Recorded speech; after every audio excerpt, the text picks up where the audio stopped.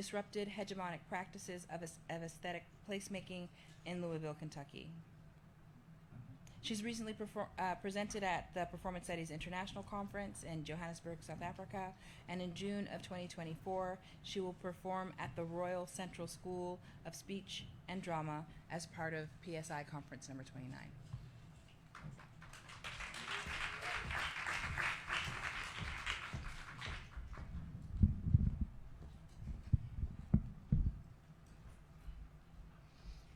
Good afternoon. How are you feeling today? Incredible program thus far, and thank you so much to the Border Crossings exhibition curators, the Border Crossings symposium organizers. It's just an honor to be here today with you. Today, my presentation intersects with modern dance in relation to the city of Louisville, Kentucky, where Katherine Dunham, a Black woman and modern dance icon, mobilized an historic protest against a segregated concert hall in 1944. Contesting the categorization of Dunham as a, quote, Black dance icon, dance scholar Joanna D. Das draws on Professor Thomas DeFranz, here today, and other scholars who question the utility of categorizing dance along racial lines, pointing out the diversity of aesthetics and approaches among African American choreographers. Dunham was a legendary border crossing anthropologist, social activist, and choreographer who founded dance institutions in New York and East St. Louis, Illinois, where she trained and inspired new generations of dancers in the Dunham technique. Scholar Jasmine Johnson writes that, quote, the Dunham technique, a codified movement form that is still taught today, is itself an amalgam of her Afro-Caribbean dance research. Dunham's performance work is not, therefore, a break from racial politics. It is diasporic consciousness in motion. I am particularly interested in Dunham's momentous protest in Louisville because my research theorizes the city of Louisville and cities more broadly as embodied aesthetic and spatial productions. I also grew up in Louisville. From ages 4 to 16, I crossed the state border between Ohio and Kentucky to live with each of my divorced parents who had custody of me. So this border crossing continues to inform who I am today. Also, as a protester in the Louisville Black Lives Matter movement throughout 2020, my knowing of Louisville informs my research and this presentation. The question my talk poses is, how might Dunham's 20th century protest inform a contemporary awareness of the legacies of urban segregation and protest in Louisville in the 21st century? I contextualize Dunham's protest as a counter-hegemonic choreography that enables a deeper understanding of the embodied protests of the 2020 Black Lives Matter movement in Louisville. Would Dunham have joined Black Lives Matter? I argue that Dunham's legacy of social justice activism would suggest as much.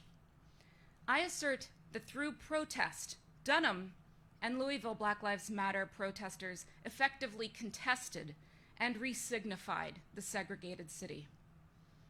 A consequence of decades of structural racism, the protests were sparked by the white police murders of 2 African Americans, George Floyd in the streets of Minneapolis and Breonna Taylor asleep in her Louisville home. And Louisville became an epicenter of activism. In the middle of the coronavirus pandemic, which disproportionately affected people of color, activists occupied this downtown park in Louisville, known as Jefferson Square, for over 180 straight days, and renamed it Injustice Square, or Breeway.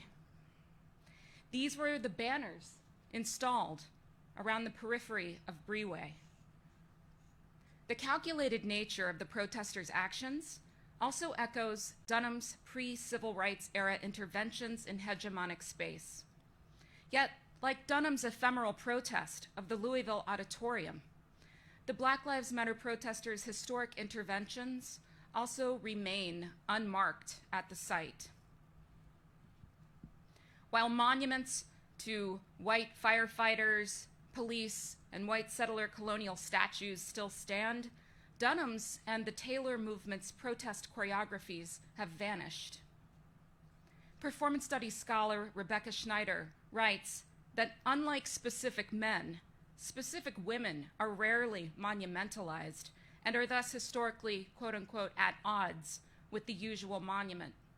Schneider states, quote, "The affective feminized body of flesh is given to accumulation and dispersal. The edifice, on the other hand, is given to stasis, solidity, and sameness." With respect to Schneider, I also take up Sansan Kwan's idea of choreographing against disappearance, linking Dunham's modern protest to the Black Lives Matter protests to recuperate both from local erasure. This was the Louisville Memorial Auditorium, the physical space where, according to multiple scholarly sources, after reluctantly performing for a racially segregated audience, Dunham declared that if the theater wanted her to return, it would have to integrate. Built in 1929, the architect, Thomas Hastings, was also from the firm that built the New York Public Library. This Greek revival-style monument was dedicated to soldiers, sailors, and Marines who served in World War I. Dunham's 1944 protest laid bare the tragic irony that while the U.S. was fighting against the Holocaust abroad, it failed to fight white supremacy and racism against Black people stateside. As Dr. Vallis Hill writes in Southland, protest in the face of repression, quote, "Touring did not keep Dunham out of touch, but instead only heightened her awareness of America where, simultaneous with the optimism of post-war prosperity, there was the ever-presence of Jim Crow in transportation, education, and public accommodation." Dunham made headlines in Louisville when she came to the front of the stage and announced, "I have discovered that your management will not allow people like you to sit next to people like us. I hope that time and the unhappiness of this war for tolerance and democracy will change some of these things. Perhaps then we can return." As you can see in this image I took in 2024 at the auditorium, same auditorium, no statues or plaques commemorate Dunham's pivotal protest. All that remain are giant event rental banners slung from the white columns, as well as some surveillance and no trespassing signs and idling cop cars. Dunham's decisive move not to play Louisville re-signified the auditorium and the larger city as a monumental site of protest. Rather than yielding to the dominant racist order it symbolized, this artist desanctified the monument and asserted her equal stature. Through her own flesh, she subverted what the edifice stood for, rendering it unmonumental and rupturing the ritual of injustice choreographed by the institution. Working for a greater collective purpose, she labored against white supremacy. And yet, while her stance is well documented in modern dance histories and criticism, from Professor Vallis Hills to Susan Manning's and other scholars, Dunham and her protest are unmemorialized not only at the venue itself, but on the online memorial timeline today. Here is the list of officially commemorated events on the auditorium's website. And for your reference, you can see that in 1944, they're still referencing a minstrel show that was put on by a local high school. Dunham's protest provides historical context for recognizing the long-standing spatial divide between East and West Louisville, which underpinned the city's 2020 protests. In the West End neighborhood of Russell, which is west of this highway, you can see this highway bisects the city, and the west is on the top side of this square and the east on the bottom, where Breonna Taylor was from. The West End and where my family lived in the 1950s, Black people experienced a marked difference in poverty, education, access to jobs, and health outcomes compared to the more suburban and white East End on the other side of the highway. Louisville activist Chantrice Martin stated, "If you recognize the historical significance of the word apartheid, then you recognize the seriousness of what Louisville's West End is up against." In Louisville and many other U.S. cities, redlining and urban renewal operated in tandem with interstate highway construction, dividing the city and literally paving the way for what became known as quote-unquote Negro Removal and white flight. As protests initially broke out on the streets surrounding the square in 2020, this statue of King Louis XVI next to the courthouse became a primary symbol of the protesters' initial re-iconization of Brioué. Sculpted in marble in 1829, the 9-ton, 12-foot-high statue served as a multi-layered symbol of the French aristocracy, the French and American revolutions, and the city of Louisville itself. Due to its highly visible location directly across from Brioué, protesters incorporated the monument into their improvisational choreographies. Someone dramatically behanded the statue. Behanded is my word for removing the hand, in a live performance later uploaded to YouTube. The protester simultaneously mounted the monument and balanced himself upon its pedestal by holding on to the king's giant white marble hand. While addressing a sea of protesters below him, he lifted and wrapped both his arms around the appendage, which caused his weight to shift and snap the hand off, thus throwing him from the base directly onto the ground. Broadcast internationally, the behanding of the statue was a critical counter-monumental choreography on the civic stage. In a decisive collision of the statue's fixed body and the protester's living flesh, the protester pedestalized Taylor's memory.